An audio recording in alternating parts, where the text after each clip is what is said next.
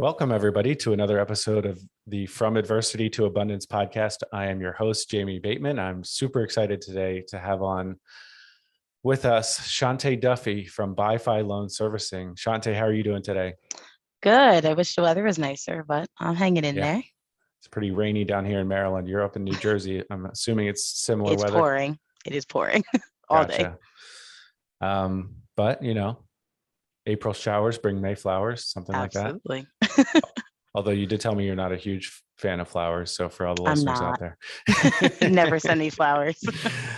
So Shante, full disclosure, Shante and I do work in some capacity together. I'm an investor in BIFI Loan Servicing that Shante manages, and we are partners in that business. So we do communicate regularly. So I know her fairly well, and we've gotten to know each other better over the last year and a half. And yeah, Shante, you were one of the first people that popped into my head as far as having guests on my new show, because I know you've been through some adversity, and we're going to get into that. And you've kind of, we'll get into, you can tell us how you overcame that and pushed through that and got to where you are today, living in a growth mindset and living in abundance. So if you could let our listeners know who you are and what you're up to today. All right. So as you stated, Shante Duffy. I am the VP of Operations of BIFI Loan Servicing. This is a new servicing company. I've been in the servicing space for just under a decade.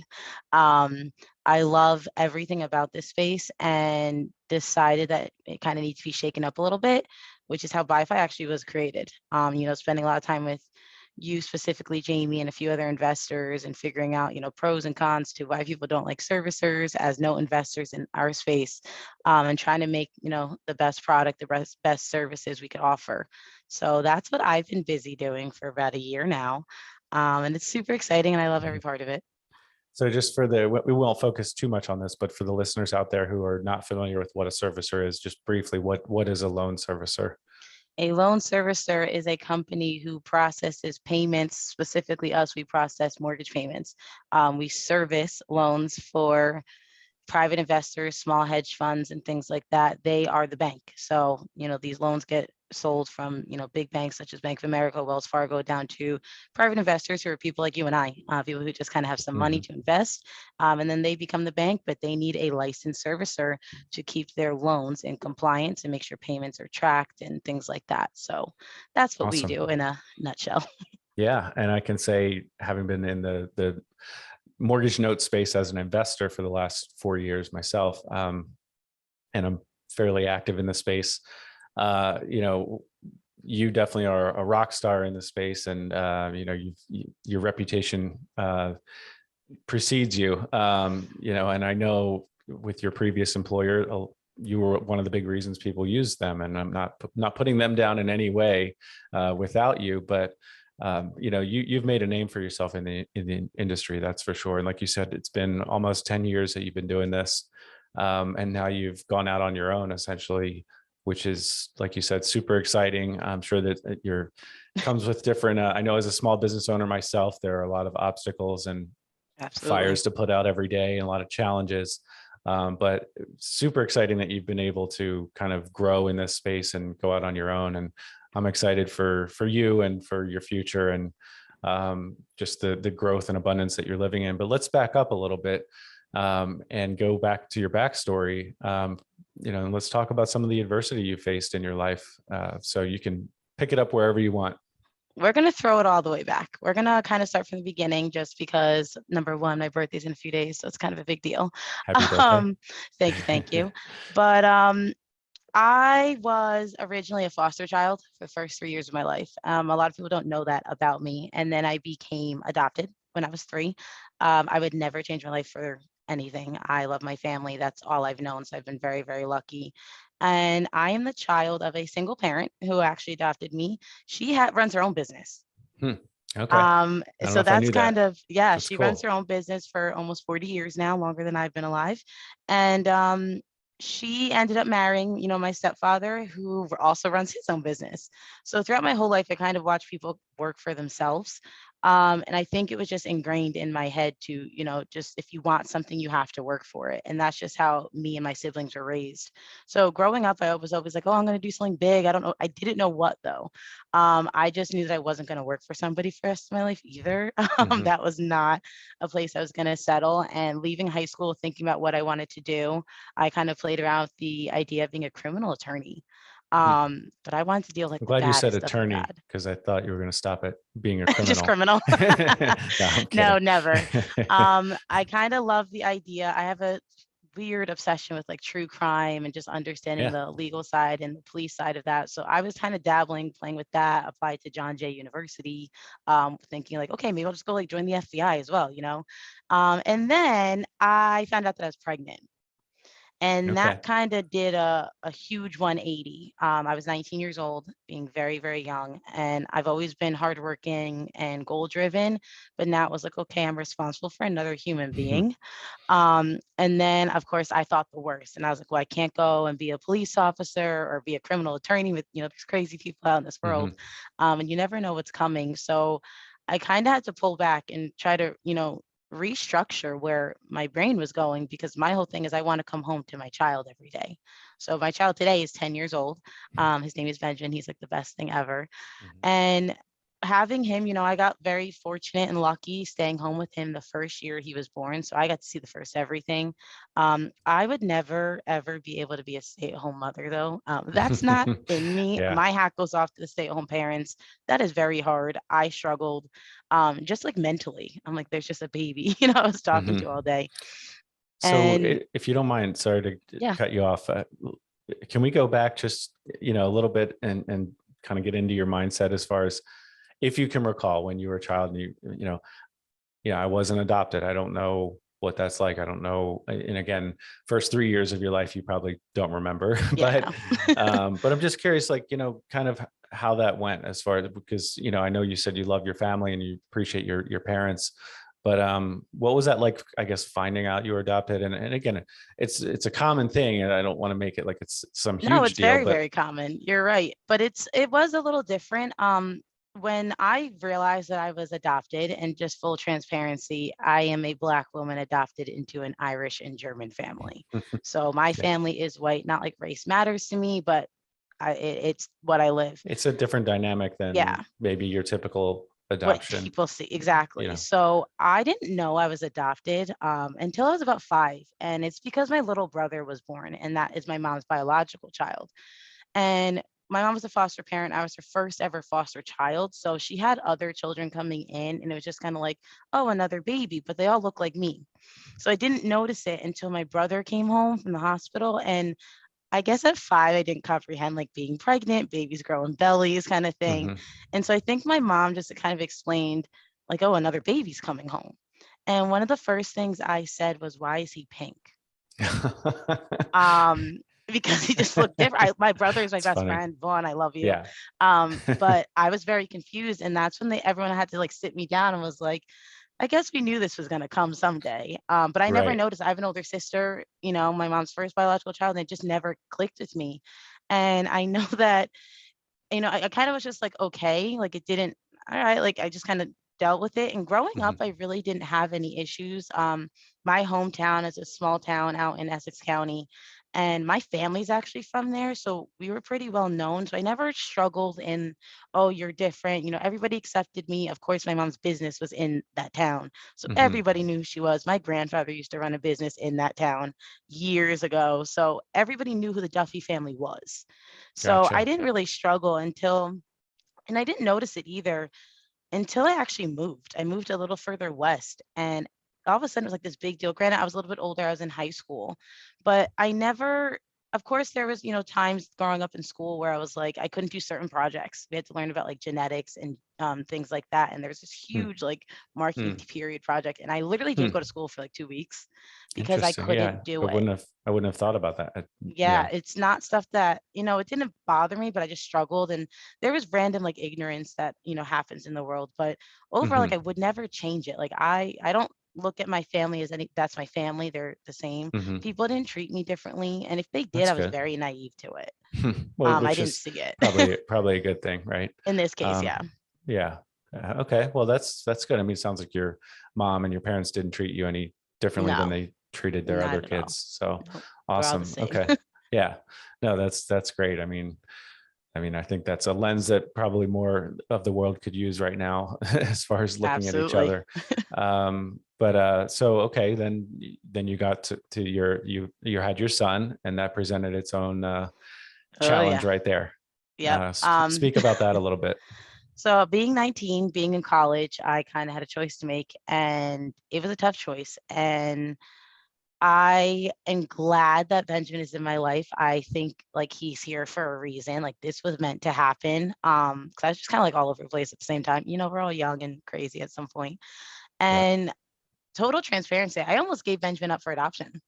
Really? Yeah, because I was 19, I was like, I could barely take care of myself. Like, I was going to Sure. school, I was working 2 jobs, but I'm like, that's a whole human. Like Yeah. that's a Yeah. life, and I don't know if I can do that. And when my family found out, they were like, "Are you kidding?" And it wasn't that I was like worried about their judgment or anything, because my family Hmm. is very open-minded, but it was Hmm. more so like this kid's not going to have a life or Hmm. a good enough life, a life that Hmm. I lived. And I was really scared to do that. And then it got to the realization, like, Shante, you're adopted. You have so many questions as to why you look the way you look, where you came from. I don't know. Hmm. I don't have any medical background. Hmm. And I'm like, I'm gonna go do this to another person, another a child that I've run. I was like, I can't do Hmm. that. And I don't think I would have lived with myself. I don't think I would have been happy Hmm. knowing that that was a decision. So very late in the game, it was probably Thanksgiving of 2011, and Benjamin was born in January 2012. That I actually made the decision I was going to keep him. Hmm. Okay. Um, so I had like 2 months to really like shift my brain and my thought. And the problem is I wasn't connected to, being pregnant and having a child and going through that. So I kind of missed that wave a little bit. Um, but then he came and everything has been, great from there. Hmm. So it was an eye opener. But then again, going to the hospital before he's born, they ask you all these questions and I can't answer them about family background and things like Sure. that. Right. So I struggled and I got really nervous. And then it kind of clicked with me. I'm like, Shante, you don't know anything about anything. Like I was born as Shante. My last Mhm. name is the only thing that changed. Um, but then it kind of lit a fire underneath me to kind of reach out to New Jersey's like BIFI system and figure out like who am I? Like where did I come from? Yeah. And I did get in contact with my biological sister. I do have an older sister and an older Okay. brother, and my mom only lives like 45 minutes away from where I currently live, which is Wow. crazy.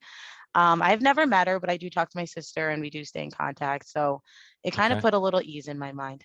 Have you done any of those 23andMe or I'm Ancestry.com scared. tests? I'm terrified. I'm afraid of what's going to pop up and I'm just gonna have to bite the bullet. I did ask for one for my birthday this year though from my Hmm. family. So they're all Okay. supportive about it. Gotcha. So what were some of the challenges just being a single parent? I mean, I don't know what Ugh, that's like. it is it's hard and I don't I shouldn't say I were. What are some of the are yeah, challenges? I'm still there. Um it was difficult at first. I have this, you leave a hospital and I have a healthy baby boy, and they're like, okay, 10 fingers, 10 toes. You're like, great. Hmm. I got home and I was like, what is this? Um, Yeah. I genuinely thought that I had made the wrong decision. And I had really bad postpartum for the first 5 months. I could understand why people just like walk away from babies. It made sense, but I had a really good support system that kind of Hmm. like had to get me back to being me and bringing me back full circle and accepting what my life currently is and will Hmm. be for the rest of my life. And then time goes on, everything's great, you watch them grow, and Hmm. the next thing you know, my son's delayed and I can't figure out why. Hmm. And it took me a very long time to have to admit to myself like, hey, there's something wrong here. um, but I also knew I couldn't start him in, going through school process and stuff like that without getting him, checked out. So I went Hmm. through about a 8, 9 month long process getting my son diagnosed, and his diagnosis ended up being with he's on the autism spectrum disorder. So I got that diagnosis when he was about 4, and again, it's not life ending or life threatening, Yeah. but it was like he's going to face so many different challenges. And then it's like, how do I make sure that I make this as smooth as possible? Like I am his Hmm. mom, he relies on me. So it was really challenging going through that. That was the hardest. He's a good kid Sure. overall. He's super Yeah. funny. Right. Super goofy. He has his moments though, just like he is my child. So there's Yeah. times where I'm like, I'm fighting with No, myself. I can totally relate. And you and I have talked about both of our Yep, sons, and my son is autistic as well, and that it's definitely challenging, for it is. sure. So yeah, that's a whole different, not just being a single parent, but then single parent to an autistic child that It's a introduces a whole whole nother animal. exactly. So yeah, and you're still, you're still working through some of that. I mean, it's not like it's all rainbows and Never. butterflies and unicorns or whatever Chris likes to say. Um, but I guess what would you say, just kind of looking back from now backwards, what are some of the takeaways as far as lessons you've learned fighting through that, some of the adversity you went through? The biggest thing, and I tell myself every day, because I still go through challenges today, whether it's work related, family related, just me personally, I need to not be so scared. Um, because I always think the worst of every situation. And this is life. There is no rule book. No one's the same. Not every situation's the same. They're relatable. You can sympathize, empathize, but I also have to have faith in myself. Hmm. No one's gonna have me the way I have me. And I Hmm. think for a really long time, I wanted to be like coddled. Like growing up, like trust me, my teenage years were not pretty. My poor mother. I did not make it easy for her. But I realized that like I know me better than anybody. Hmm. And I need to look at myself. I need to look towards myself. Of course, reach out for help and support, but in order to Right. get anywhere, it's my job. Hmm. And that's the biggest life lesson, that you can't sit. And at one point I Hmm. just wanted to like sit and I got too comfortable, and you're not supposed to be comfortable. If you're comfortable, you're doing Right. something wrong. Yeah. Things are supposed to be nice and steady, but I was too complacent, and that's not who I am. And I think I was getting very frustrated, and then it was coming out to Hmm. everybody I encountered. And it's not that I was trying to be malicious or mean, but I was angry with myself, and I was, deflecting it. So it was one of those, Shante, whatever you want, go get, and don't wait Right. for anybody else to give it to you. Yeah. So take ownership of your situation and your future. You did mention you had a good support system, which was, I think, is another key takeaway, Yep. and that's huge. But if you don't have that, be proactive to go get that in place. I mean, who you surround yourself with is really important as well. I'm just adding on to No, your you're lessons absolutely right. here. Um, so yeah, and so how did some of that kind of propel you? It sounds like that you've used some of this adversity to add fuel to the fire, and I know, I mean, I've seen you working, and you're an extremely motivated individual, and there's no way BiFi would exist without you.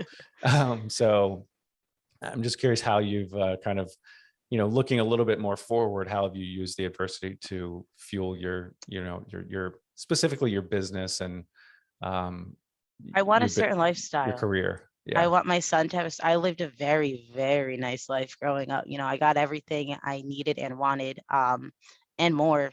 And having Benjamin kind of was like, he deserves more than what I had, in my Hmm. opinion. So a lot of it is I've always wanted to be successful. I always told myself I was going to be great at what? I had no idea. Hmm. I was just kind of, following whatever interest I had. But it's the fact that I knew that I wanted to do something big, but I also like people. I do. Hmm. Hmm. And I wanted to be in a situation where I had to deal with people, good and Hmm. bad, it's just different walks Yeah. of life. And I feel like I've encountered so many different walks of life already. So I Hmm. just wanted to keep doing that. And it got to a point where I was like, all right, you have to do something that's going to A, make you happy. Because if you're Yeah. not happy, it's not worth it. But B, something that I'm going to be proud of myself in as well. And Hmm. feel like I'm making some sort of change, helping somebody. I like to share knowledge. I do Hmm. walk around thinking I'm a know-it-all at times. You can ask my friends and family. I'm like, Shante knows everything. And I don't. It's just, a running joke. But I like to also watch other people grow. So Hmm. finding this space, being in the servicing world, I Hmm. think it was like a blessing, um, that I never saw coming. It was not Hmm. something I knew anything about, 9, 10 years ago at all. I never heard of it. Yeah, it's I a was very like, niche it's space. I weird. mean, a lot of people don't even know about mortgage note investing, let alone what the servicer does. That's even Yep. smaller, a smaller element really in the grand scheme of things. It's really important, but most Nobody Americans have no knows. idea what that even is. So now you're an expert in the space, and I know it's like for entrepreneurs like us, it's easy to put your head down and grind every day and, not think about how far you've come. But one of the things I'd like to get out of this show, all of these episodes, not just this one, is helping people to stop and kind of look back and look at their accomplishments. So what would you say are some of your accomplishments that you're proud of? Of course, I'm proud of BIFI. This is my second child. I will have no more children. Benjamin and BIFI, my two Bs, they're my babies forever. Um, my greatest accomplishment here in this space has just been I was one of those Americans that knew nothing. Mhm. I still don't have a mortgage. All I knew was you have a mortgage. If you don't pay it, you lose your home. That is it. I didn't know anything else. And for me, it's that ladder climb that I did. You just mentioned, Shante, you're like an expert in this space, but I don't think anyone realizes like I started off as an admin assistant, like filing paper, answering the phone, Mhm. to the Yeah. point where I worked full time. Then my hours got cut to part time just because there wasn't enough work. And I was like, wait a minute, this is boring. I need to learn. And I think me just being me, I don't understand this, is I don't do well if I don't understand things. I Mhm. get very, as Yeah. you know, I get very I can frustrated. vouch for that. um, She's not lying. yes, I need to understand, and why is a really big deal for me. So Yeah. just kind of watching I sat back just a few weeks ago when we were at these conferences, and it was like just talking to people that have known me from day one.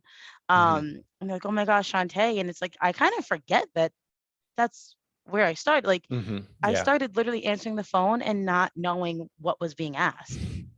and feeling like I just wasn't smart enough or anything like that. And for me, Yeah. what I'm really proud of and what I love is just watching the growth, because you Mhm. don't realize it happens until you do stop, Right. until you do sit back and you think and you're like, wait a minute, you started from nothing Yeah. and came here. And to me, that's just an all around, success story as a whole. There's bumps in the Definitely. road and everything there. Oh That's yeah. without saying. But my favorite part is just looking back every so often, or when I meet someone new and they ask what I do and they're like, how'd you get into that?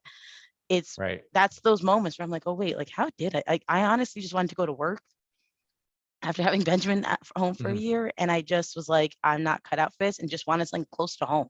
It's not like I was looking for a servicing company. It Right. was I wanted an office job where I had my nights and weekends home with my kid. That was and somewhere close to home. And my former employer was not even 3 miles away. Well, I think for me, some of the things that come to mind when you're talking about that is, you don't know what your life is going to look like in 10 years. You didn't know you would be here 10 years No, ago, right? But I mean, you did have your drive and, you didn't settle, but at the same time, you did focus on your day to day, whatever you were doing at that time. In other words, a lot of people, especially nowadays, I feel like entrepreneurship is thrown around like it's this cool thing. And yeah, it's cool, but it's like it takes time and you need to get good at whatever you're doing that day you need that's to put in master front it. of you. Exactly. So to me, I'm not saying never think about the future or never have a drive or make a change, but if you don't, the only reason I mean, not the only reason, but you wouldn't, let me rephrase that. You wouldn't be where you are today had you not put forth a great effort in your day to day at that job back then, 9 years Absolutely. ago, 7 years ago, 5 years ago.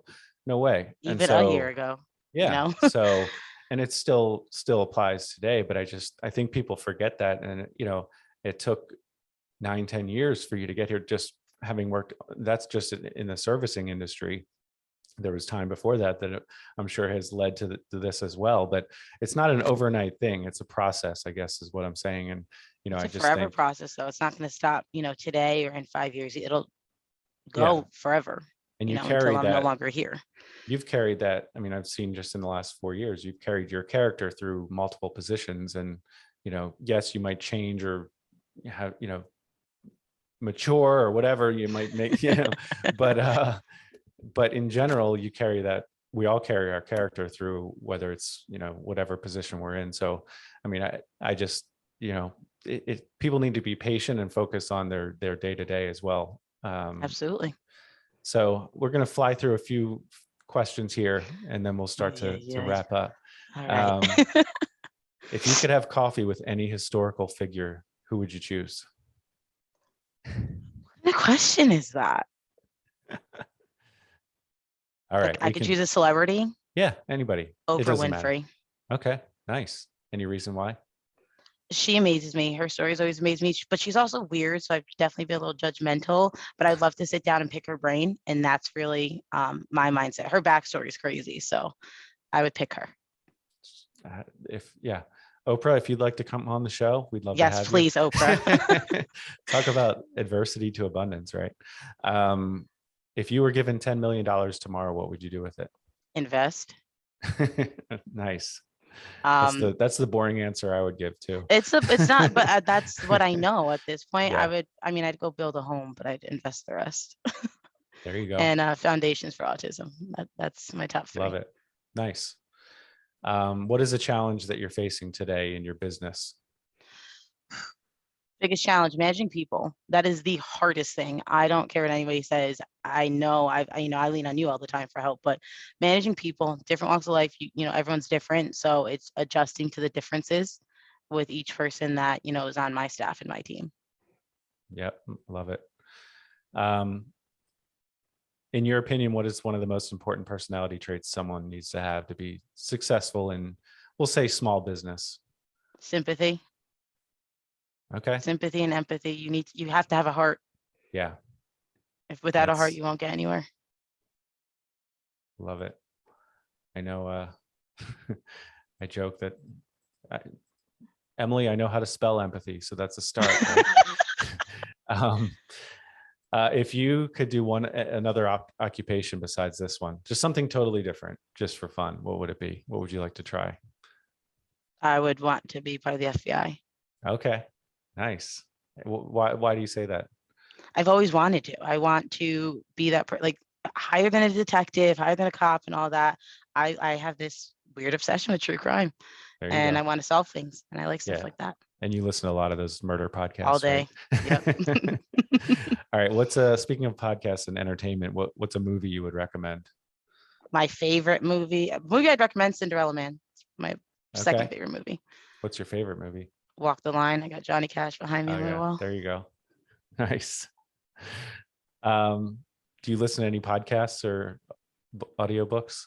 I listen to podcasts. I mean, I listen to your now the podcast you just decided to leave. And Good Deeds. Good Deeds, yeah. But I also I'm a true crime junkie. So we just said that. Yeah. We'll have to edit that part out. That's what I listen to all the time. And some music. Let's see. What's one question you wish I'd asked that I haven't asked? Anything you'd like to cover before we get out of here? I don't know. Where am I going to be? What's my big goal with BIFI? I feel like that's just like, where do I play? I mean, because you're my partner, I feel like it's a what's Shante, the future? I know where you want to go. What's the future look like for you? It doesn't have to be BIFI, but just well, specific like BIFI is, next to Benjamin is my future. So for me, it's just to be successful, to grow, and to be the best. I know that sounds crazy, but that's the goal. I want to be standards. BIFI, buy investors for investors, right? Yeah. I want investors to not just need me. I want them to want me. Yeah. Nice. So that's what I'll be. Nothing wrong with having high standards and a drive. Absolutely. Another thing, I don't know where this fits into the conversation, but something that popped into my head was when you're talking about Benjamin, and when you did make the decision to keep him, and and you've also decided to stay where you are geographically because of his support system. We've talked about that before, but to me, that actually, because you were able to make those decisions, you're able to make a lot of other decisions much more easily because you have that decided. So it's kind of like that's core. Exactly. So again, that's just a takeaway I've had from talking to you and with this conversation as well. It's just, hey, where do we want to have BIFI headquartered? Well, that decision's made. Yeah, there was no budging. I was not leaving my area just because, again, Benjamin's always going to be first. Yeah. And then BIFI second. But it came down to I need to be able to be close to both my babies. And that's really where it's at. I think that helped us in decision making and purchasing the building that you're operating out of and things like that. So I guess for me, it's like you don't have to have it all figured out, but when you can make certain decisions, that just helps you make it all comes together, big picture. Exactly. So what's one more nugget you could add to our listeners? Any takeaway or lesson learned when you look back on all the adversity you have been through and the abundance Don't be that you're scared. moving toward. Don't be Don't be scared. scared. And when an opportunity presents itself, don't be so quick to say no. That's, BiFi kind of was an opportunity that presented itself, and I was originally like, absolutely not. Um, Take it. Think about it, but take it, because it'll change your entire life. I know my life has changed drastically alone in the past year, drastically alone the past 3 weeks. It's take it and don't be scared, and rely on your support systems. You have them there. They don't always have to be. My family is a support system, but I have a lot more friends and mentors that I lean on more than anything. So it Mhm. doesn't matter who they are and what you're doing, they will support you, and use them, rely on them. They're there Yeah, for that reason. no, it's awesome. I mean, we have every confidence BiFi is going to be doing very well into the future, but let's say you tried and it failed. That's not awesome, but I'm just saying it's better than Makes my BiFi stomach is a hurt. bad example, but I'm just saying take some risks out there. I'm telling Yes, the audience, take some chances. You you don't have want to one look life to back and live. have regret that you never tried. And You so, have one life to live. Take it. If it works, great. If it fails, it's not necessarily a fail. Tweak it. Make it work. exactly. Awesome. All right, Shante. Well, thank you very much for joining us. Where can our listeners find you online? I don't know, on Facebook, How Shante can they reach Duffy, out to you? LinkedIn. LinkedIn. Okay. I don't know, social media platforms, emails, Email address. check What's out your the email? Shante at bifils.com. Um, or check out the website. You can see my face up there. BiFiLS.com. Yep. Love it. All right. Well, thank you very much for joining us. I appreciate it. Thank you. And to the listeners out there, please go out and give us a rating and review, and please recommend us to your friends. We're a brand new show, so we can use all the support we can get. Thanks for spending it. Absolutely. Thanks for spending your most valuable resource with us, your time. Take care, everyone.